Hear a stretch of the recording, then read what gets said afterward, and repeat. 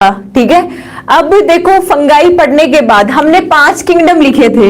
5 kingdom में से देखो आप खुद बोलोगे, हमने सबसे पहले किसको पढ़ा? मोनेरा को हम पढ़ चुके हैं। दूसरा हमने किसको पढ़ा? प्रोटिस्टा को पढ़ा, हम प्रोटिस्टा को भी पढ़ चुके हैं। ध्यान से सुनना, ठीक है। तीसरे नंबर पे हमने किसको पढ़ा? फंगाई को पढ़ा, फंजाई को भी हम पढ़ चुके हैं, ठीक है। अब हमारा जो चौथा नंबर पे आएगा वो क्या आएगा? प्लांटी आएगा। मुझे बताओ हमने प्लांटी को पढ़ा कि नहीं पढ़ा? हमने प्लांट्स पढ़ लिए ना, क्लासिफिकेशन ऑफ प्लांट्स के बारे में हमने पढ़ लिया ना, याद है सबको? नहीं पवन कुमार जी, मैं किसी से नाराज नहीं हूं, आप लोगों से मैं कभी नाराज नहीं होती, ठीक है। तो देखो हमने प्लांटी को पढ़ लिया है ना, प्लांट क्लासिफिकेशन। जिसने रेगुलर क्लास ली है उसने तो प्लांट क्लासिफिकेशन पढ़ लिया है, तो हमने प्लांटी को भी पढ़ लिया है। अब हमारा 5वां ग्रुप कौन सा रह जाता है? एनिमेलिया रह जाता है। कौन सा रह जाता है? एनिमेलिया। यानी कि अगर हम बात करें तो इस 5 किंगडम थ्योरी के अंदर अब हमें किसको पढ़ना पड़ेगा? एनिमेलिया को पढ़ना पड़ेगा। और एनिमेलिया से भी अच्छे अच्छे सवाल आते, तो तुम सब रेडी होगे? एक बार रिवाइज भी करके आए होंगे, एनिमेलिया को थोड़ा बहुत पढ़ के आए हो, तो साथ साथ आगे आगे बताते जाना मुझे, ठीक है। साथ साथ एक बार कमेंट सेशन में बोलते जाना। प्लांट पढ़ लिया, वही प्लांट क्लासिफिकेशन मैंने पढ़ा दिया। Cryptogams, phanerogams, algae, bryophyta, Thallophyta, pteridophyta, gymnosperm, angiosperm सारे पढ़ा दिए हैं मैंने। हो सकता है आपने क्लास नहीं ली होगी, ठीक है। तो हमने इसकी बात कर ली है, तो अब हम आज किसकी बात करने वाले हैं? एनिमेलिया की बात करने वाले हैं। देखो अगर कोई 5 किंगडम से सवाल आएगा ना, तो जो हमने पढ़ा है उससे बाहर जाने के चांसेस नहीं है। आज तक जो सवाल पूछा जाता है लगभग जो हमने पढ़ा है उसी में से पूछा गया है, ठीक है।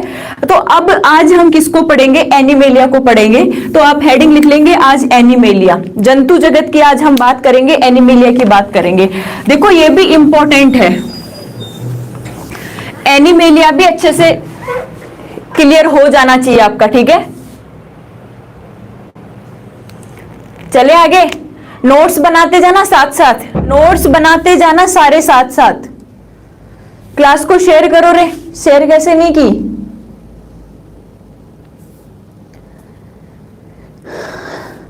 क्लास को शेयर करो जल्दी से। चले आगे। हाँ गोपी जी, बिल्कुल बढ़िया बात है, अच्छी बात है। साथ साथ लिखा करो नोट्स। इससे क्या है कि जब दूसरी बार आप रिवाइज करोगे तो आपको पता तो रहेगा कि मैटर क्या है। कितनी बार आप वीडियो देखते रहोगे, तो नोट्स बना लो, अपने काम में आएंगे। जाओ शेखावत जी जाओ, मैं बोल रही हूं तुमसे, जाओ। चलो आप हेडिंग लिखेंगे अब एनिमेलिया। एनिमेलिया, और एनिमेलिया के अंदर क्या आता है? जंतु जगत की हम बात करेंगे। एनिमेलिया जंतु जगत, एनिमेलिया जंतु जगत की हम बात करेंगे। सबसे पहले तो देखो ये जो एनिमेलिया है इसमें 2 प्रकार के जंतु आते हैं। कितने प्रकार के जंतु आएंगे? 2 प्रकार के। सबसे पहले देखो कुछ जंतु ऐसे होंगे जिनको हम नॉन कोर्डेट्स कहेंगे। नॉन कोर्डेट्स, कुछ जंतु ऐसे होंगे जिनको हम क्या कहेंगे? नॉन कोर्डेट्स कहेंगे। क्या कहेंगे? Non chordates. और इसके बाद कुछ जंतु ऐसे आएंगे जिनको हम क्या कहेंगे? कोर्डेट्स कहेंगे। क्या कहा जाएगा? कोर्डेट्स। या फिर आप इसको हिंदी में क्या बोल सकते हो? कोर्डेट्स को आप क्या कहते हैं? कोर्डेटा। कोर्डेट्स को आप क्या कहते हैं? कोर्डेटा। और नॉन कोर्डेट्स को आप क्या कहते हैं? Non Chordata. नॉन कोर्डेटा, ये इसका क्या होता है? हिंदी में नाम होता है। थोड़ा अटपटा सा, हाँ वर्टिब्रेट्स भी अलग से पढ़ेंगे। तो अगर अपन एनिमेलिया की बात करें तो मोस्टली हमें किसको पढ़ना है? Non chordates. और किसके बारे में पढ़ना है? कोर्डेट्स के बारे में पढ़ना है। अब सबसे पहले तो ये नॉन कोर्डेट और कोर्डेट क्या होते हैं, तो आपको केवल इनका एक लक्षण याद रखना है। इतना नहीं पूछा जाता, केवल इतना पूछा जाता है कि आपको जैसे एग्जाम्पल दे दिया स्पोंजिला, कि बताओ स्पोंजिला कोर्डेट है या फिर नॉन कोर्डेट है। क्या पूछा गया? आपको एग्जाम्पल दे दिया मेमेलिया, कि बताओ मेमेलिया कोडेट है या फिर नॉन कोडेट है। मतलब आपको उदाहरण याद होने चाहिए कि कौन कोडेटा में आएगा और कौन नॉन कोडेटा में आएगा। कशेरुकी और अकशेरुकी भी इनको कहा जाता है। ये क्या हो गए? कशेरुकी, और ये क्या हो गए? अकशेरुकी। इसका मतलब क्या है? नॉन कोडेट उनको कहेंगे जिनमें नोटोकोड, ऐसे जीव जिसमें नोटोकोड क्या होती है? एब्सेंट होती है। ऐसे जीव जिनमें नोटोकोड एब्सेंट होती है उसको हम किस में रखते हैं? नॉन कोडेट्स में रखते हैं। नोटोकोड का मतलब समझ गए? नोटोकोड का मतलब हमारी वर्टिबल कॉलम की बात करेंगे। वर्टिबल कॉलम, कशेरुक दंड, नोटोकोड, या फिर आप इसको यहां पे क्या बोल सकते हैं? कशेरुक दंड बोल सकते हैं। क्या बोल सकते हैं? कशेरुक दंड। भाई हमें हमारी कशेरुक दंड सहारा देती है, नोटोकोड सहारा देती है, तभी तो हम सीधा खड़ा हो सकते हैं। आपको पता है कि अगर किसी की नोटोकोड काम करना सही से काम नहीं कर रही तो वो क्या हो जाता है? झुक जाता है। वो व्यक्ति क्यों झुक रहा है? इसीलिए झुक रहा है क्योंकि उसकी जो नोटोकोड है, उसका जो कशेरुक दंड है, उसका जो वर्टिबल कॉलम है वो सही नहीं है। मतलब नॉन कोडेटा में ऐसे जीव आएंगे जो बिल्कुल स्ट्रेट खड़े नहीं हो सकते। ध्यान से सुनना, आपका डाउट क्लियर कर रही हूं, कभी भूलोगे नहीं। उनका जो बॉडी है वो कभी स्ट्रेट खड़ा नहीं हो सकता। मतलब आप सभी ने फीताकर्मी देखा होगा, देखा है? केचुआ देखा होगा, देखा है सभी ने? फीताकर्मी, केचुआ, फेसियोला, लीवर फ्लूक देखा होगा। केचुआ तो देखा ही होगा कम से कम। तो वो लीवर फ्लूक, केचुआ क्या अपने आप को बिल्कुल स्ट्रेट खड़ा रख सकते हैं क्या? नहीं रख सकते। क्यों नहीं रख सकते? क्योंकि उनकी बॉडी के अंदर आप उसको ऐसे मोड़ दो। क्यों मोड़ सकते हैं? क्योंकि उसके अंदर नोटोकोड क्या होती है? एब्सेंट होती है। उसमें वर्टिबल कॉलम क्या होती है? एब्सेंट होती है। तो अब आप याद रख लेंगे। भाई आपको एग्जाम्पल दे दिया, बताओ फीताकर्मी नॉन कोडेट है, कोडेट है? तो आप याद रखेंगे भाई कर्मी है, कीड़ा है, और कीड़ा तो कैसा होता है? नॉन कोडेट होता है। जैसे आपको बोल दिया गया केचुआ, तो आप क्या कहेंगे? केचुआ। अच्छा, आपको दे दिया गया एस्केरिस, तो आप क्या बोलोगे? एस्केरिस।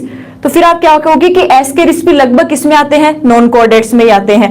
अब मैं थोड़ा सा सिंपल तरीका बताया मैंने याद रखने का, कुछ एक्सेप्शन भी आएंगे जो मैं आप साथ साथ में चर्चा करती जाऊंगी। ये थोड़ा सा तरीका है आपको याद करने का, ठीक है?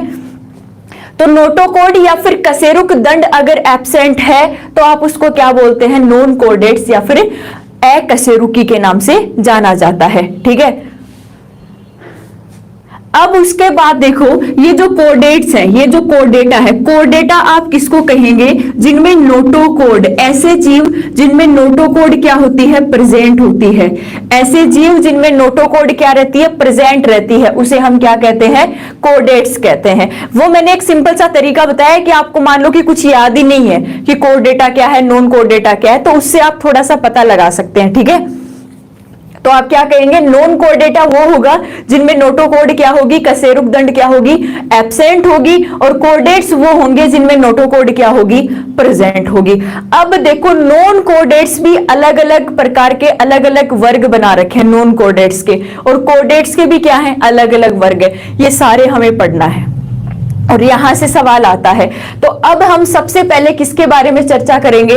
नॉन कोडेट्स को पढ़ेंगे, फिर हम किसको पढ़ेंगे? कोडेट्स को पढ़ेंगे। तो अब आपकी हेडिंग क्या होगी? नॉन कोडेट्स, या फिर इनको क्या बोला जाता है? अकशेरुकी भी बोला जाता है। देखो ये इंटरेस्टिंग भी है और यहां से सवाल भी ऐसे पूछे जाते हैं जो हमने कभी सुने ही नहीं होते, ठीक है? तो आपको क्या करना है? क्लास के अंदर कंसंट्रेशन इतना तगड़ा रखना है कि एक बार मैंने बोल दिया तो याद हो गया, एक बार मैंने बोल दिया तो याद हो गया। मैं बोलूं कि रिवाइज करो तो फालतू कमेंट की जगह अपना टाइप वो करो जो मैंने पढ़ाया है। ओके, आई बात समझ में? तो चलो अब हम क्या पढ़ेंगे यहाँ पे?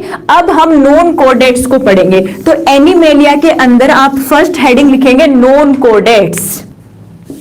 आप क्या लिखेंगे? नॉन कोडेट्स। नॉन कोडेट्स, और नॉन कोडेट्स को आप हिंदी में क्या कह देंगे? अकशेरुकी। अकशेरुकी कहा जाता है, अकशेरुकी कहा जाता है नॉन कोडेट्स को हिंदी में। आप नोट्स भी बनाते जाएंगे। देखो नॉन कोडेट्स के अंदर अगर मैं सबसे पहले बात करूंगी तो सबसे पहले मैं बात करूंगी यहाँ पे पोरीफेरा संघ की। तो आप सबसे पहली हेडिंग लिखेंगे पोरीफेरा संघ। पोरीफेरा संघ। अब आप बोलोगे मैडम ये पोरीफेरा संघ क्या है, तो यही तो हमें पढ़ना है कि पोरीफेरा संघ क्या है, यही तो हमें पढ़ना है। देखो नॉन कोर्डेटा जितने भी जीव हैं उनका जो पहला अगर अपन कोई संघ पढ़ते हैं तो वो कौन सा आता है, हमारा पोरीफेरा संघ आता है। अब इस पोरीफेरा संघ से बहुत अच्छे अच्छे सवाल देखने को मिलते हैं, ध्यान से सुनना। सबसे पहले इस पोरीफेरा संघ को स्पंज का संघ भी कहा जाता है, स्पंजों वाला संघ ऐसे बोला जाता है, स्पंजों वाला संघ, स्पंजों वाला संघ। आपने नाम सुना होगा स्पंज का, सुना है स्पंज? अरे अगर स्पंज, ये स्पंज नहीं देखा तो वैसे तो स्पंज देखा होगा ना, जो ऐसे मतलब पूरा फ्लेक्सिबल होता है। गर्ल्स तो जानती होगी स्पंज क्या होता है, बॉयज तो नहीं जानते होंगे, ठीक है। तो वो वाला स्पंज की बात नहीं कर रही हूं, स्पंज एक जीवित जीव है। तो इस पोरीफेरा को क्या कहा जाता है, स्पंजों वाला जीव भी कहा जाता है। जैसे आपने स्पोंजिला का नाम सुना होगा, यू स्पोंजिया का नाम सुना होगा, ठीक है, साइकोन का नाम सुना होगा। ये सारे क्या होते हैं, पोरीफेरा संघ के सदस्य हैं। ये क्या होते हैं, स्पंज होते हैं। ध्यान से सुनो, इनको क्या कह दिया गया, स्पंजों वाला समूह है भी कह दिया गया। देखो ये जो पोरीफेरा संघ के सदस्य हैं, ये सदस्य हमें कहां देखने को मिलते हैं, ये वाटर में पाए जाते हैं, ये जल में पाए जाते हैं हमेशा। आप ऐसे नहीं है कि इनको स्थल पे देख सकते हैं, नहीं, स्थल में नहीं पाए जाते। स्पंज कहां देखने को मिलेंगे आपको, वाटर में, यानी कि पानी के अंदर क्या देखने को मिलते हैं, हमें स्पंज देखने को मिलते हैं। अब देखो ये जो स्पंज है, अगर मैं बात करूं ये जो स्पंज है, एक सवाल यहां से अच्छा आता है कि इन स्पंज के अंदर आप सबने सुना होगा कि जैसे मान लो हमारे पास श्वसन के लिए फेफड़े पाए जाते हैं, उत्सर्जन के लिए किडनी पाई जाती है, ठीक है, और पाचन के लिए डाइजेस्टिव सिस्टम पाया जाता है। लेकिन स्पंज के पास ऐसा नहीं होता। स्पंज ऐसे जीव हैं जिनकी कोई सममिति नहीं होती, यानी कि ये जीव कैसे होते हैं, असममित। ये जीव कैसे होते हैं, नॉन सिमेट्रिकल। आप इसको क्या बोलोगे, नॉन सिमेट्रिकल या फिर असममित होते हैं। नॉन सिमेट्रिकल होते हैं या फिर असममित होते हैं। अब इस असममित का मतलब क्या है, सवाल अच्छा बनता है यहां से कि नॉन कोऑर्डिनेट्स में पोरीफेरा संघ के सदस्य द्विपार्श्व सममिति के होते हैं, अरीय सममिति के होते हैं, या फिर नॉन सिमेट्रिकल होते हैं। तो आप क्या कहेंगे, नॉन सिमेट्रिकल होते हैं, असममित होते हैं। अब आपका सवाल दिमाग में आ रहा होगा कि ये नॉन सिमेट्रिकल क्या होता है। ध्यान से सुनो, अगर किसी जीव को सममित का मतलब होता है, जैसे मान लो द्विपार्श्व सममित है, अरीय सममित है, यानी कि जैसे मान लो ये कोई स्पंज है और इस तरीके से ये कोई स्पंज है, इस स्पंज को आप किसी भी दिशा से काटो और ये बराबर भागों में नहीं कटे, यानी कि आप इसको किसी भी दिशा से बराबर भागों में नहीं काट सकते, ठीक है, उसको आप क्या कहते हैं, असममित कहते हैं कि इसकी तो कोई सममिति नहीं है, कभी ये कौन से आकार में प्रेजेंट है, कभी ये कौन से आकार में प्रेजेंट है। बात समझ में आ रही है क्या बताना चाह रही हूं मैं, कभी ये कौन से आकार में प्रेजेंट है, कभी ये कौन से आकार में प्रेजेंट है। तो इस तरीके से ये जो स्पंज होते हैं ये कैसे होते हैं, नॉन सिमेट्रिकल होते हैं, इनकी कोई सममिति नहीं होती। आप इसको किसी भी एरिया से काटो, ये कभी भी बराबर भागों में नहीं काटा जाएगा, इसकी कोई सिमेट्रिकल नहीं है। ओके, इतनी बात समझ में आई। तो ये कैसे हो गए, असममित हो गए। इसके बाद देखो, इसके बाद देखेंगे कि इनके अंदर क्या होता है, केनाल सिस्टम पाया जाता है। केनाल सिस्टम इंपॉर्टेंट है। अब ये केनाल सिस्टम क्या आ गया भाई, जो पोरीफेरा के सदस्य हैं इनमें क्या पाया जाता है, केनाल सिस्टम पाया जाता है। अब ये केनाल सिस्टम क्या होता है, सबसे पहले तो ये केनाल सिस्टम क्या होता है, ध्यान से सुनना, केनाल सिस्टम क्या होता है, ठीक है। केनाल सिस्टम क्या होता है, देखो इन जीवों के अंदर ये जीव क्या करते हैं भाई, ऑक्सीजन गैसेस तो लेंगे ना, तो गैस हो गया, न्यूट्रिशन भोजन हो गया, और भोजन पाचन करने के बाद क्या है, उत्सर्जी पदार्थ हो गए, उनको बॉडी से क्या करना है, बाहर निकालना है। अब हम भोजन मुख से खा रहे हैं, सांस हम नाकों से ले रहे हैं, नोज से ले रहे हैं। इनके अंदर ऐसे कोई ऑर्गन नहीं होते। क्यों नहीं होते, क्योंकि ये जो नॉन कोऑर्डिनेट्स का पोरीफेरा जो संघ है ये कोशिकीय संगठन में पाया जाता है। कैसे संगठन में होता है, कोशिकीय संगठन। कोशिकीय संगठन का मतलब समझ गए, ये अभी कोशिकाओं से मिलकर बना है, अभी अभी इसमें उत्तक, अंग और तंत्र का निर्माण नहीं हुआ। और जब तक सिस्टम नहीं बनेगा, जैसे हमारे पास अगर मान लो उत्सर्जन तंत्र नहीं होता, श्वसन तंत्र नहीं होता, पाचन तंत्र नहीं होता, तो कैसे काम चलता है भाई। यानी कि पोरीफेरा संघ के अंदर जो स्पंज आते हैं, ये स्पंज ऐसे जीव हैं जिनमें कोई सिस्टम नहीं पाया जाता, कोई तंत्र नहीं पाया जाता, कोई अंग नहीं पाया जाता, कोई उत्तक नहीं पाया जाता। मतलब केवल क्या पाई जाती है, सेल्स पाई जाती है, कोशिकाएं पाई जाती है। अब देखो कि अगर कोशिकाएं पाई जा रही है तो ये केनाल सिस्टम क्या कर रहा है। देखो ये जो केनाल सिस्टम होता क्या है, केनाल सिस्टम के रूप में इसमें दो प्रकार की संरचनाएं पाई जाती है। एक संरचना को कहा जाता है ओस्टिया, एक संरचना को क्या कहा जाता है, ओस्टिया, और एक संरचना को कहा जाता है ओस्कुलम। ओस्कुलम, एक संरचना को तो क्या कहा जाता है, ओस्टिया, और एक को क्या कहा जाता है, ओस्कुलम। ये कैसी संरचनाएं होती है, देखो ऐसी सी संरचना होती है, ऐसे मान लो एक समझने की कोशिश करो, जैसे ये एक स्पंज है, ये एक क्या है, स्पॉन्ज है, ये एक स्पंज है। अब देखो यहां पे स्पंज में ये जो बड़ा सा छिद्र आपको दिख रहा है, इस बड़े से छिद्र को कहा जाता है ओस्कुलम। क्या कहा जाता है, ओस्कुलम कहा जाता है।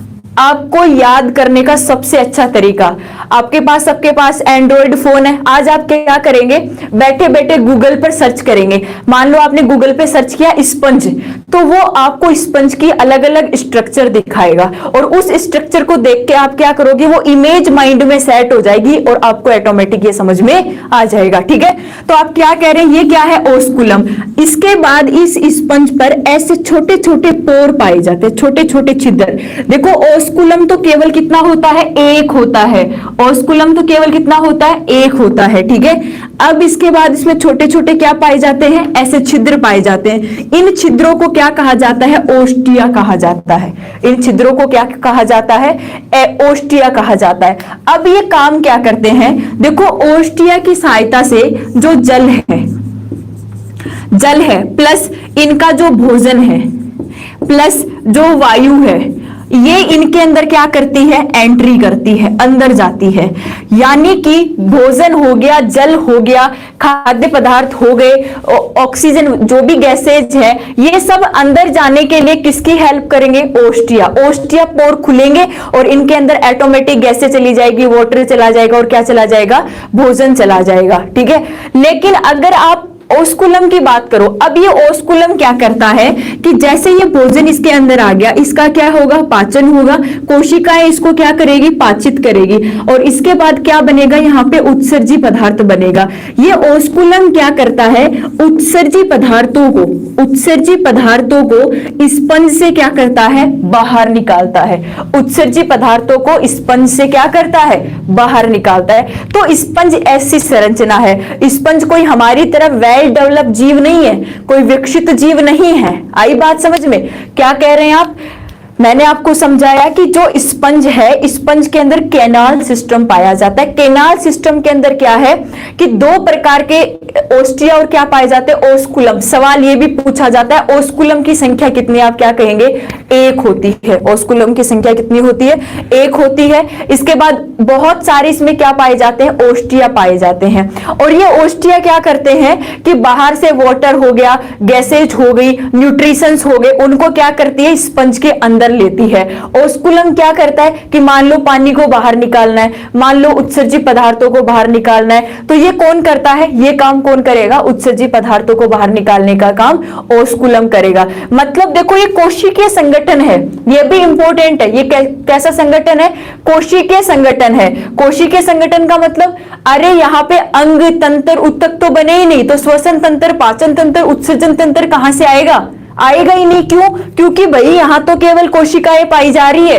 तो ये सिंपल जीव होते हैं, साधारण से सिंपल से जीव होते हैं, जो क्या कर सकते हैं, उत्सर्जी पदार्थों को बाहर निकालने के लिए या फिर भोजन अंदर लेने के लिए छोटे छोटे इन पे छिद्र पाए जाते हैं, जिसको आप ओस्टिया या फिर क्या कह देते हैं, ओस्कुलम भी कह देते हैं। इतनी बात समझ में आई, इतनी बात समझ में आ गई सबको। चलो आगे, चलो ये बात आपको समझ में आएगी कि पोरीफेरा संघ के सदस्य। इसके बाद देखो जो पोरीफेरा संघ के सदस्य हैं, एक नाम आपने सुना होगा पुनरुद्ध भवन का, नाम सुना है क्या किसी ने, पुनरुद्ध भवन। रीजनरेशन, पुनरुद्ध भवन को हम क्या कहते हैं? रीजनरेशन कहते हैं। पुनरुद्ध भवन को हम क्या कहते हैं? रीजनरेशन कहते हैं। ठीक है, शुभम सैनी जी क्या करेगा तू मेरी करंट लोकेशन का? मैं सीकर में हूं भाई। ठीक है, तो एक नाम आपने सुना होगा पुनरुद्ध भवन। पुनरुद्ध भवन को आप क्या बोलते हैं? रीजनरेशन। ये पुनरुद्ध भवन क्या होता है? पुनरुद्ध भवन का मतलब होता है कि अगर कोई जीव एक बार नष्ट हो गया तो वो वापस बन सकता है, वापस बन सकता है, वो रीजनरेट हो सकता है।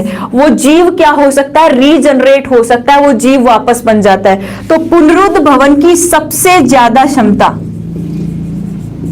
पुनरुद्ध भवन की सबसे ज्यादा क्षमता किसमें पाई जाती है? स्पंजों में पाई जाती है। अगर मान लो आपने स्पंज को ऐसे छोटे छोटे टुकड़ों में काट दिया, बहुत छोटे छोटे टुकड़े कर दिए, तो हर एक छोटा छोटा टुकड़ा है ना, वो नया स्पंज बना लेगा। हर एक छोटा छोटा जो टुकड़ा है वो नया क्या बना सकता है? स्पंज बना सकता है। इनकी इस क्षमता को, इस कैपेसिटी को क्या कहा जाता है? रीजनरेशन या फिर पुनरुद्ध भवन कहा जाता है। आई बात समझे? पुनरुद्ध भवन का मतलब क्या है कि अगर मान लो कोई जीव का कोई भाग कट गया, जैसे मान लो हमारी त्वचा में भी पुनरुद्ध भवन होता है ना। आप मान लो यहां से छिल गए तो थोड़े दिन बाद यहाँ पे वापस क्या आ जाती है? स्किन आ जाती है। मतलब इसमें भी क्या पाया जा रहा है? रीजनरेशन पाया जा रहा है। ठीक है, लेकिन मान लो आपकी अंगुली कट गई, पूरी अंगुली कट गई, क्या अंगुली वापस आ सकती है? नहीं। क्यों? क्योंकि हमारी अंगुली कटने के बाद यहाँ की जो सेल्स है वो वापस रीजनरेट नहीं हो सकती। तो सबसे ज्यादा जो रीजनरेशन है, सबसे ज्यादा जो पुनरुद्ध भवन की क्षमता है वो किसमें पाई जाती है? स्पंज में पाई जाती है। किसमें पाई जाती है? स्पंज में। और सबसे ज्यादा तो पाई जाती है फ्यूनेरिया में। फ्यूनेरिया क्या है? एक स्पंज है। आप लिख सकते हैं सबसे ज्यादा, नोट लगाकर, नोट डाल के लिख लेंगे। फ्यूनेरिया में, फ्यूनेरिया स्पंज है एक। फ्यूनेरिया स्पंज में, फ्यूनेरिया स्पंज में सबसे ज्यादा पुनरुद्ध भवन की क्षमता होती है। सबसे ज्यादा पुनरुद्ध भवन की क्षमता होती है, पुनरुद्ध भवन की क्षमता होती है। फ्यूनेरिया क्या है? एक प्रकार का स्पंज है। और अगर आज तक सबसे ज्यादा पुनरुद्ध भवन की क्षमता देखी गई है तो वो किसमें देखी गई है? फ्यूनेरिया के अंदर देखी गई है। आई बात समझ में? एक बार मैं रिवाइज कर रही हूँ, स्पंज होते क्या है। देखो, पोरीफेरा संघ हम क्या पढ़ रहे हैं? ध्यान से देखो, हम नॉन कोडेट्स पढ़ रहे हैं। नॉन कोडेट्स क्या होते हैं? जिनमें कोड, जिसमें नोटोकोड या फिर कशेरुक दंड क्या होती है? एब्सेंट होती है। फिर हमने क्या बात की कि नॉन कोडेट्स का पहला संघ कौन सा होता है? पोरीफेरा होता है। कौन सा होगा? पोरीफेरा होगा। ठीक है, अब हमने क्या पढ़ा कि पोरीफेरा संघ के सदस्यों को स्पंजों वाला संघ भी कहा जाता है। ठीक है, हम क्या कह रहे हैं कि इसके जो सदस्य हैं वो क्या होते हैं? सारे स्पंज होते हैं। और ये स्पंज किसमें पाए जाते हैं? वाटर यानी कि जल में पाए जाते हैं। ठीक है, इसके बाद आप क्या बोल रहे हो कि ये जो स्पंज है ये कैसे होते हैं? नॉन सिमेट्रिकल होते हैं, असममित होते हैं। नॉन सिमेट्रिकल का मतलब इनकी कोई सममिति नहीं पाई जाती। आपको किसी भी एक्सिस से ले लो, इनको दो भागों में काटा नहीं जा सकता, बराबर बराबर में काटना है। फिर हम क्या बोल रहे हैं? इनमें केनाल सिस्टम पाया जाता है जो भोजन ग्रहण करने में, श्वसन में, उत्सर्जन में क्या होता है? सहायक होता है। केनाल सिस्टम के रूप में इसमें क्या पाए जाते हैं? ओस्टिया और ओस्कुलम नामक छिद्र पाए जाते हैं। ओस्कुलम मात्र एक छिद्र होता है जो उत्सर्जी पदार्थ और पानी को क्या करता है? बाहर निकालता है। और ओस्टिया क्या करता है? पानी और जैसे न्यूट्रिशन वगैरह है उनको क्या कर लेता है? अंदर ले लेता है। ठीक है, इसके बाद आप क्या कह रहे हैं कि इनका संगठन है वो कैसा होता है? कोशिकीय संगठन है। इसका संगठन कैसा होता है? कोशिकीय संगठन है। कोशिकीय संगठन का मतलब क्या है? कोशिकीय संगठन का मतलब है कि अभी इनके अंदर क्या बनना शुरू हुई है? सेल्स बनी है। अभी सेल्स से क्या बनना? टिश्यू बनना बाकी है। टिश्यू से क्या बनते हैं? ऑर्गन्स बनते हैं। तो ये संरचनाएं इनमें क्या है? एब्सेंट है। इनमें क्या बनी है? अभी सेल्स बनी है। और कोशिकाएं अगर बनी है तो आपको पता है कि ये जीव है वो कैसे होते हैं, सिंपल जीव होते हैं, साधारण जीव होते हैं। फिर आप क्या कहेंगे कि इनमें पुनरुद्भवन की सबसे ज्यादा क्षमता देखी जाती है, यानी कि अगर इन जीवों को छोटे छोटे पार्ट्स में काट दिया जाए तो इनके छोटे छोटे पार्ट्स नया क्या बना सकते हैं, जीव बना सकते हैं, यानी कि नया स्पंज बना सकते हैं। ठीक है, और सबसे ज्यादा पुनरुद्भवन की क्षमता कौन से स्पंज में पाई जाती है, तो आप क्या कहेंगे, फ्यूनेरिया में पाई जाती है। किसमें पाई जाती है, फ्यूनेरिया में पाई जाती है। ये बात की है हमने स्पंज या फिर पोरीफेरा संघ के अंदर। इसके बाद आपसे और क्या सवाल पूछ सकता है, स्पंज से और क्या सवाल पूछे जा सकते हैं वो भी सुन लो एक बार। इसके उदाहरण, एक उदाहरण तो आपने देख लिया फ्यूनेरिया, और इसके साथ इसके और क्या एग्जाम्पल हो सकते हैं, तो 2 एग्जाम्पल आपको और याद रखने हैं। स्पंज के 2 एग्जाम्पल आपको और याद रखने हैं। ठीक है, सबसे पहले आपने एक एग्जाम्पल तो क्या लिख दिया है, मैंने ऊपर लिखा है फ्यूनेरिया, और इस पोरीफेरा संघ का या स्पंज का दूसरा एग्जाम्पल लिखेंगे जिसको स्वच्छ जलीय स्पंज कहा जाता है। सवाल पूछा जाता है स्वच्छ जलीय स्पंज, स्वच्छ जलीय स्पंज कौन सा होता है, सवाल पूछा जाता है। क्वेश्चन क्या होता है आपके सामने कि स्वच्छ जलीय स्पंज निम्न में से कौन सा स्पंज स्वच्छ जलीय स्पंज है, तो आप क्या कहेंगे, स्पोंजिला, स्पोंजिला, स्पोंजिला। आप क्या करेंगे, क्लास खत्म होने के बाद गूगल पे सर्च करना स्पोंजिला, आपको स्पोंजिला की स्ट्रक्चर दिखाएगा, स्पोंजिला की क्या दिखाएगा, स्ट्रक्चर दिखाएगा। तो ये स्पोंजिला क्या होता है, स्वच्छ जलीय स्पंज है, ये हमेशा स्वच्छ वाटर में ही पाया जाता है। ठीक है, इसके बाद दूसरा एग्जाम्पल देखो, एक स्पंज और होता है जो बात स्पंज होता है, बात स्पंज बोला जाता है। सवाल बहुत बार आया हुआ है, निम्न में से कौन से स्पंज को बात स्पंज कहा जाता है। ओम सिंह भाटी जी ने बता ही दिया है, यूस्पोंजिया, यूस्पोंजिया। यूस्पोंजिया एक ऐसा स्पंज है जिसे हम क्या कहते हैं, बात स्पंज। अब इसको बात स्पंज क्यों कहा जाता है, देखो पहले के जो लोग थे उनको सोप तो मिलता नहीं था, यानी कि साबुन तो होता नहीं था नहाने के लिए, तो वो नहाने के लिए किसको यूज करते थे, इस यूस्पोंजिया बात स्पंज को यूज करते थे। भाई पानी में से इसको उठाते थे और जब इसको मतलब अपनी स्किन पे यूज करते थे तो स्किन क्या होती थी, मतलब साफ हो जाती थी। तो साबुन की जगह किसको काम में लेते थे, यूस्पोंजिया स्पंज को काम में लेते थे, इसीलिए इसको क्या कहा जाता है, बात स्पंज भी कहा जाता है, इसको बात स्पंज। हाँ, पहले स्पोंजिला को हम प्लांट्स में पढ़ा करते थे, लेकिन बाद के अंदर इसमें कुछ इंप्रूवमेंट हुआ और हम इसको किस में पढ़ने लगे, पोरीफेरा के अंदर पढ़ने लगे। इतनी बात समझ में आई। एग्जाम्पल पूछेगा तो फ्यूनेरिया स्पंज में सबसे ज्यादा रीजनरेशन पाया जाता है। फिर आप क्या कहेंगे, दूसरा एग्जाम्पल है इसमें स्पोंजिला। स्पोंजिला क्या होता है, प्योर वाटर स्पंज है। जो बोल रहे हैं ना इंग्लिश में पढ़ाओ, अरे इंग्लिश में मैं साथ साथ बोलती तो जा रही हूं, आप नोट्स बनाते जाओ, इतनी इंग्लिश अगर आपको आ रही है तो। ठीक है, और इसके बाद आप क्या कहेंगे, स्वच्छ जलीय। अरे इंग्लिश मीडियम के स्टूडेंट है तो नोट्स तो बना ही सकते हो ना साथ साथ। ठीक है, स्पोंजिला स्वच्छ जलीय स्पंज है, बात स्पंज यूस्पोंजिया को कहेंगे। और कुछ एग्जाम्पल और हैं, मैंने बोला भी था, साइकन लिख लो, साइकन हो गया, यूप्लैक्टेला हो गया, यूप्लैक्टेला हो गया, साइकन हो गया, यूप्लैक्टेला हो गया। ये सारे किसके एग्जाम्पल हैं, स्पंज के एग्जाम्पल हैं। मुझे अब एक बात बताओ, पोरीफेरा संघ आपको समझ में आया, तो मैं सिलेंट्रेटा पे चलूं। यूप्लैक्टेला वीनस के फूलों की टोकरी, बिल्कुल लिख सकते हैं, उपनाम है इसका। यूप्लैक्टेला को क्या बोला जाता है, वीनस के फूलों की टोकरी, वीनस के फूलों की टोकरी। देखो जापान जैसे देश है ना, जापान जैसे देशों में, तो जापान जैसे देशों में क्या होता है कि जब शादी वगैरह होती है तो जो जोड़ा होता है शादी के अंदर, तो उसको अगर गिफ्ट देते हैं तो उस गिफ्ट के रूप में यूप्लैक्टेला दिया जाता है, यूप्लैक्टेला। क्योंकि यूप्लैक्टेला ऐसा लगता है जैसे मान लो कोई फूलों की टोकरी हो, जैसे एक टोकरी हो और उसमें बहुत अलग अलग प्रकार के क्या रखे गए हो, फ्लावर्स रखे गए हो, इसीलिए यूप्लैक्टेला को क्या बोला जाता है, वीनस के फूलों की टोकरी भी कहा जाता है, जिसका उपयोग जापान वगैरह के अंदर गिफ्ट के रूप में किया जाता है। ठीक है, आप भी मंगवा सकते हो, अगर आपको भी किसी को देना है तो आप मंगा सकते हो, यूप्लैक्टेला को ऑर्डर करना पड़ेगा आपको। आज देखना नेट पे सर्च करके देखना यूप्लेक्टेला, आपको दिखाएगा यूप्लेक्टेला कैसा होता है। आ गई बात समझ में? अब जल्दी से बताओ, आपको ये बात समझ में आ गई? पोरीफेरा संघ समझ में आ गया? तो मैं आगे दूसरे संघ पे चलूं, चले? अरे साइकन को ही साइफा कहते हैं, एस कुमार जी, साइकन को ही साइफा कहते हैं।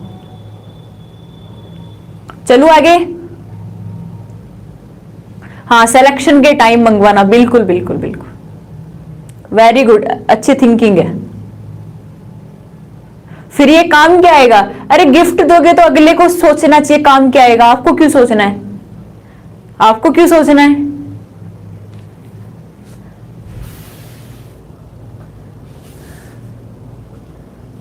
चलो ठीक है, मतलब पोरीफेरा संघ, इससे मैं समझ गई, पोरीफेरा संघ आपका क्लियर है। चलो आगे। ओके, अब आप दूसरा संघ लिखेंगे सिलेंट्रेटा, या फिर इसको कहा जाता है निडेरिया।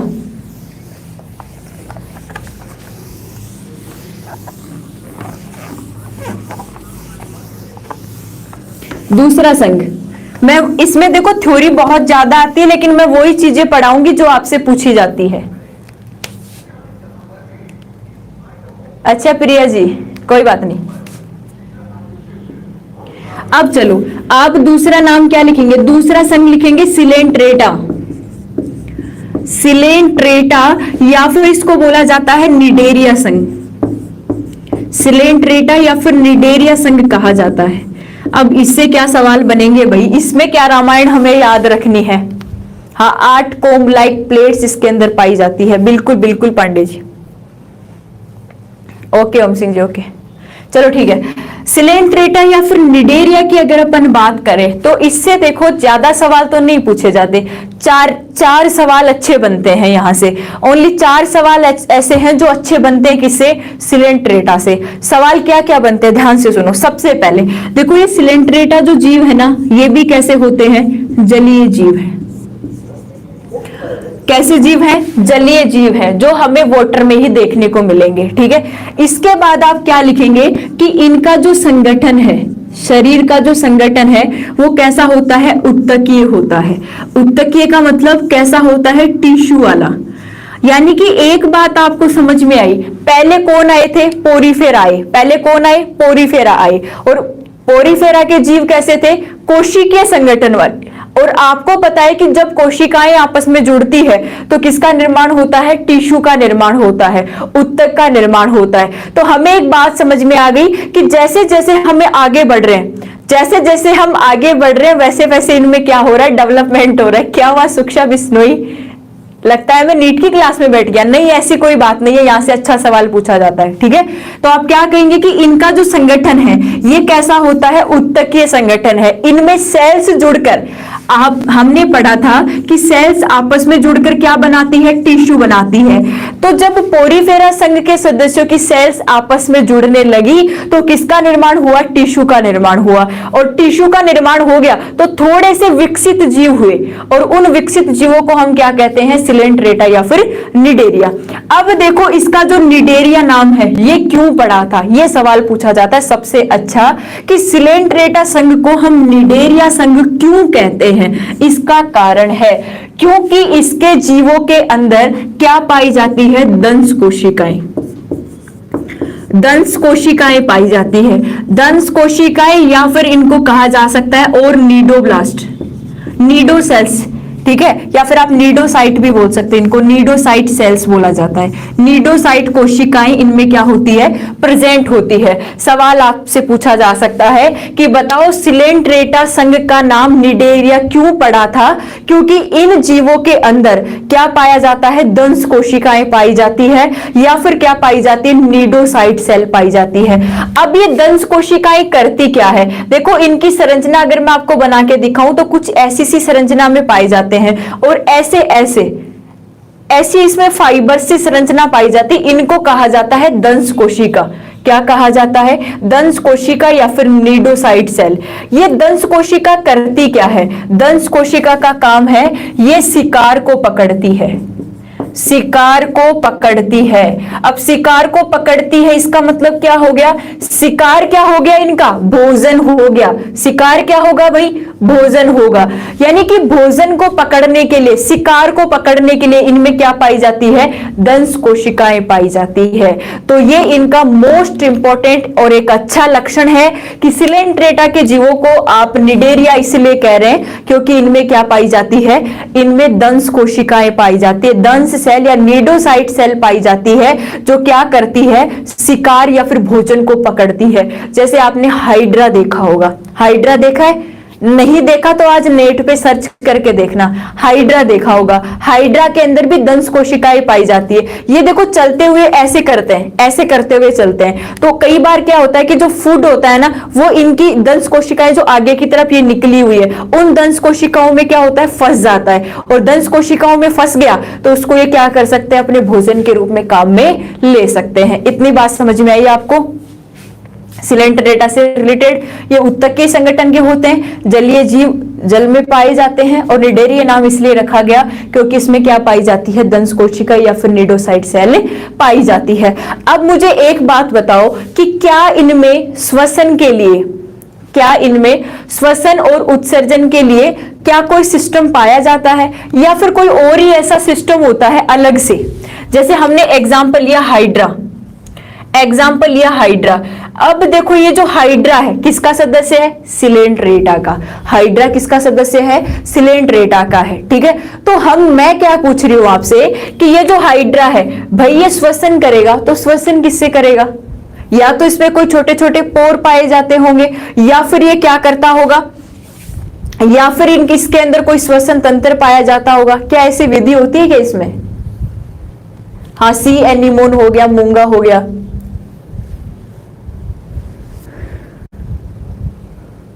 पता है किसी को?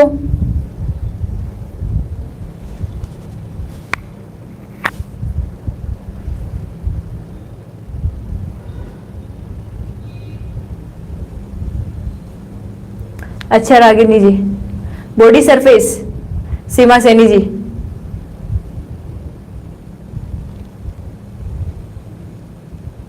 नहीं संजय सैन जी मुझे नहीं आती, मुझे हिंदी और इंग्लिश आती है।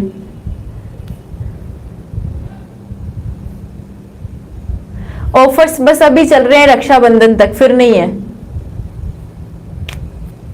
चलो ठीक है, देखो अगर मैं हाइड्रा की बात करूं, देखो इस हाइड्रा जीव में ना तो रक्त पाया जाता है, ब्लड क्या होता है, एब्सेंट। भाई ब्लड तो स्पंज में भी क्या था, एब्सेंट था। यहां भी ब्लड क्या होगा, एब्सेंट होगा, क्योंकि ब्लड कब बनेगा, जब अंग बनेंगे।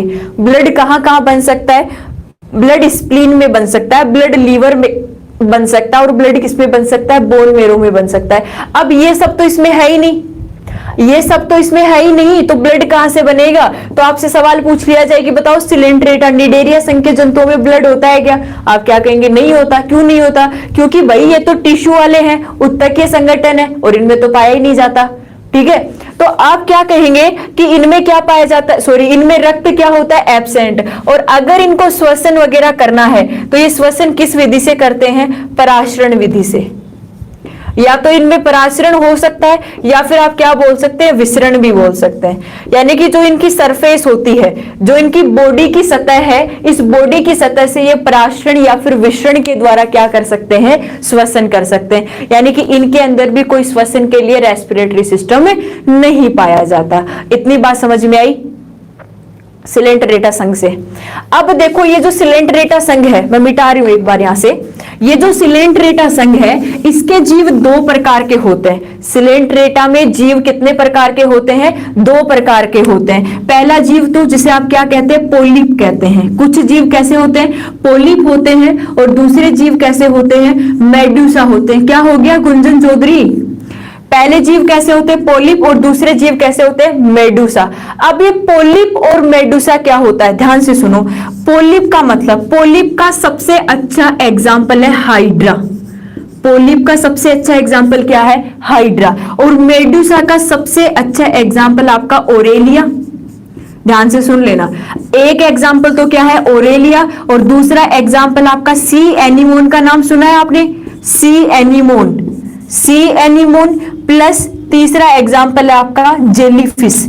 इस जेलीफिश को स्टार लगा लेना, जेलीफिश स्टार लगा लेना, बहुत अच्छा सवाल बनेगा, इंपॉर्टेंट है ये जेलीफिश। अब एक बात समझनी है कि ये पोलिपोर मेडुसा क्या है। पोलिपोर मेडुसा से कुछ मतलब नहीं है। पोलिप जो जीव है ना, ये लगभग ऐसे पाए जाते हैं, जैसे आपने हाइड्रा को देखा होगा, लेकिन मेडुसा के जो जीव है ये ऐसे छतरीनुमा संरचना में पाए जाते हैं, और ऐसे ऐसे करके इनमें क्या पाई जाती है, दंश कोशिकाएं पाई जाती है। और ये जो हाइड्रा वाले जीव हैं या फिर हाइड्रा है, इनमें ऐसे क्या पाए जाते हैं, छोटे छोटे स्पर्शक पाए जाते हैं, स्पर्शक, जिससे ये क्या हो सकते हैं, एक जगह स्थिर भी रह सकते हैं, एक जगह जुड़ भी सकते हैं। इतनी बात समझ में आई? क्या हुआ दिनेश जोशी जी, कुछ समझ में नहीं आ रहा? पहली बार देखी ऐसी क्लास? तो आपने कभी ये पढ़ाई नहीं होगा, क्योंकि टीचर्स कभी इसको पढ़ाते ही नहीं है। सिंपल सी बात है, कभी नहीं देखा होगा क्लास में इन चीजों को पढ़ाया जाता है क्या? नहीं पढ़ाया जाता, क्योंकि हम क्या सोचते हैं कि यार एक दो सवाल आने, अब कौन पढ़ाएगा। तो आपको वो नहीं सोचना, हमें वो ही करना है कि एक दो सवाल हमारे छूटने नहीं चाहिए, एक दो सवाल हमारे छूटने नहीं चाहिए। और मैं आपको कंप्लीट पढ़ाऊंगी, मैं तो कंप्लीट एनसीईआरटी पढ़ाऊंगी भाई।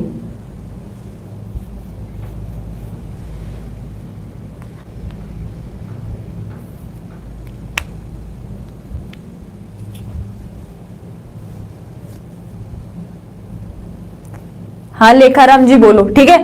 तो पोलिप और मेडुसा का मतलब आपको केवल एग्जाम्पल याद रखना है। यहां से एग्जाम्पल पूछा जाता है कि पोलिप का एग्जाम्पल क्या है, तो आप क्या कहेंगे, पोलिप का सबसे अच्छा एग्जाम्पल क्या होता है, हाइड्रा होता है। और मेडुसा के एग्जाम्पल क्या क्या हो सकते हैं, मेडुसा का एग्जाम्पल ओरेलिया हो सकता है, सी एनिमोन हो सकता है, और जेलीफिश हो सकता है, ठीक है। अब ये जो जेलीफिश है, जेलीफिश आपको फिश देखते ही आप क्या समझते हो, ये तो मछली वर्ग में आ गया। फिश देखते ही आप क्या समझते हो, ये तो मछली वर्ग में आ गया। और यही सवाल बार बार पूछा जाता है कि जेलीफिश कोर्डेटा है कि नॉन कोर्डेटा है। सवाल क्या बनेगा कि बताओ जेलीफिश है वो कोर्डेटा है कि नॉन कोर्डेटा है। तो आप क्या कहेंगे कि भाई जेलीफिश तो किस में आता है, सिलेंट्रेटा में आता है, और जेलीफिश तो एक प्रकार का क्या है, नॉन कोर्डेटा है। जबकि मछलियां किस में आती है, कोर्डेटा में आती है। मछलियां तो किस में आती है, कोर्डेटा में आती है, ठीक है। तो आपको ये अच्छा सवाल पूछा जाता है जेलीफिश का, तो ध्यान रख लेना। जेलीफिश क्या है, जेलीफिश एक प्रकार की नॉन कोर्डेट है, जो किस में आती है, सिलेंट्रेटा या फिर निडेरिया संघ के अंदर आती है। इतनी बात सबको समझ में आई? ये हमने किसको पढ़ा है, सिलेंट्रेटा संघ को पढ़ा है। इससे ज्यादा सवाल सिलेंट्रेटा से नहीं पूछे जाएंगे। सबसे अच्छे सवाल है जो सिलेंट्रेटा से पूछे जाते हैं। तुम लोगों ने आज क्लास को शेयर नहीं किया करे?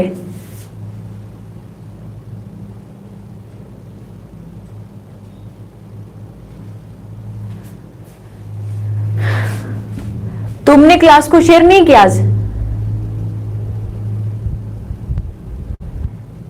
पल्ले पढ़सी मेरी सुन भाई, तब पड़ेगा ना पल्ले तेरे को। अरे नहीं होता, मुख वुक नहीं होता इनमें।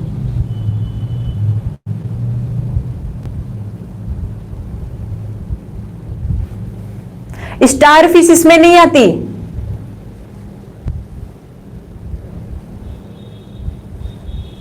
विक्रम शेखावत, क्या नाम है आपका, शेखावत जी, आपको नहीं आ रहा तो मैं क्या करूं, आपने पढ़ा ही नहीं होगा कभी, इसमें मेरी क्या गलती है भाई। जिन्होंने पढ़ा है, जो ध्यान से समझ रहे हैं, जो ये सोच रहे हैं कि भाई यहां से सवाल पूछा जाता है।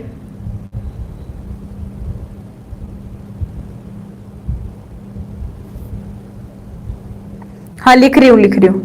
चलो एक बार रिवाइज करो। सिलेंट्रेटा जो संघ के सदस्य हैं उनको क्या कहा जाता है, निडेरिया भी कहा जाता है। निडेरिया क्यों कहा जाता है कि इनमें क्या पाई जाती है, दंश कोशिकाएं पाई जाती है, निडोसाइट सेल्स पाई जाती है, जो भोजन को पकड़ती है, जो क्या करती है, इनका जो शिकार होता है उसको क्या करती है, पकड़ने की कोशिश करती है, ठीक है। फिर हमने क्या पढ़ा कि निडेरिया संघ के जो सदस्य हैं ये जलीय होते प्लस उत्तकीय संगठन। उत्तकीय संगठन का मतलब क्या है कि सेल्स आपस में जुड़कर क्या बनाती है, टिश्यूज बनाती है, उत्तक बनाती है, ठीक है। अब आप क्या कहेंगे इसके बाद में कि इसके बाद क्या है कि उत्तकीय संगठन है, इनका जो उत्तकीय संगठन है कितने प्रकार से हो सकता है, 2 प्रकार से। कुछ जीव पोलिप होते हैं, कुछ कैसे होते हैं, मेडुसा।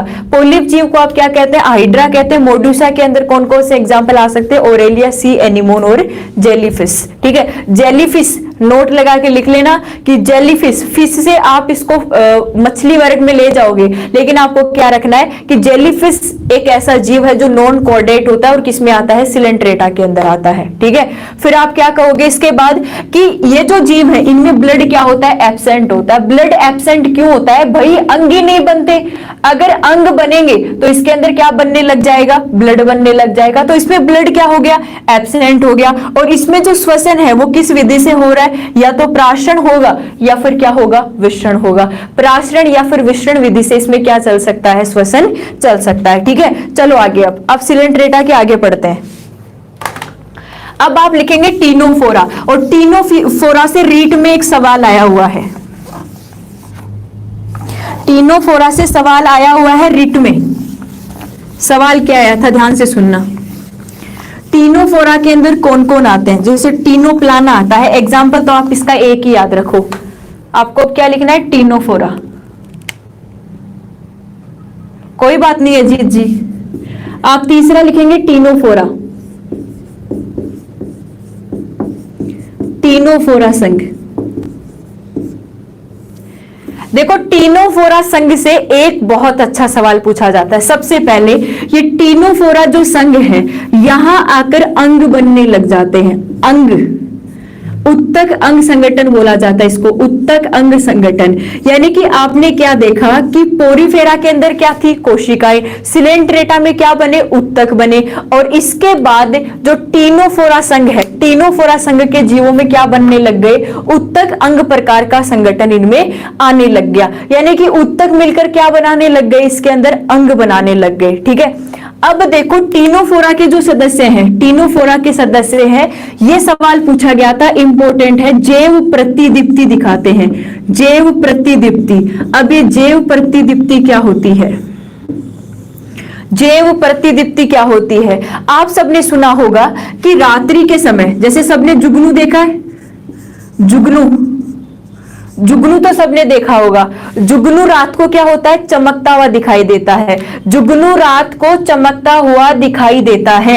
जुगनू रात को चमकता हुआ दिखाई देता है। क्यों देता है, क्योंकि ये कुछ पदार्थ ऐसे होते हैं जिनका ऑक्सीकरण होता है इसमें, और ऑक्सीकरण के टाइम पर जब कुछ गैसें निकलती है तो वो गैसें हमें चमकती हुई दिखाई देती है। तो जुगनू हमें क्या होता है, चमकता हुआ दिखाई देता है। ठीक है, लेकिन यहां की बात करूं, टीनोफोरा के जो सदस्य है ये भी क्या दिखाते, जैव प्रतिदीप्ति दिखाते हैं। जैव प्रतिदीप्ति का मतलब अगर आप इनको दूर से देखोगे तो ये हमें चमकते हुए दिखाई देंगे। इनको समुद्र का भूत भी कहा जाता है, समुद्र का भूत। समुद्र का भूत समझते हो कि अगर मान लो आप समुद्र के पास खड़े हो तो रात को ये चमकते हुए दिखाई दे रहे हैं, तो आप क्या कहेंगे कि इसको समुद्र का भूत भी कहा जाता है। एकदम से डर लगता है कि यार ऐसे क्या हो रहा है, यहाँ पे क्या चमक रहा है, तो वो टीनोफोरा संघ के सदस्य होते हैं। तो इसका सबसे अच्छा लक्षण है कि ये जैव प्रतिदीप्ति दिखाते हैं, ये रात्रि के अंदर चमकते हुए दिखाई देते हैं। जैसे आप सबने जुगनू का नाम सुना होगा। जुगनू के अंदर क्या होता है, प्रोटीन का ऑक्सीकरण। भाई जुगनू में लाइट तो लगी नहीं होती है, जुगनू में क्या होता है, प्रोटीन का ऑक्सीकरण होता है। और प्रोटीन के ऑक्सीकरण से क्या होता है, यहाँ पे प्रोटीन के ऑक्सीकरण से हमें ये गैसें निकलती है और गैसें हमें चमकती हुई दिखाई देती है। ठीक है, तो ये आपको ये सवाल पूछा जाएगा टीनोफोरा से। ज्यादा सवाल आपको टीनोफोरा से नहीं पूछे जाएंगे, तो याद रखने की भी कोशिश नहीं करनी। कुछ फास्फोरस के कारण भी होता है, कुछ फास्फोरस के कारण भी होता है। हाँ, जेलीफिश, जेलीफिश सिलेंट्रेटा में तो आती है, जेलीफिश तो सिलेंट्रेटा में आती है, निडेरिया में।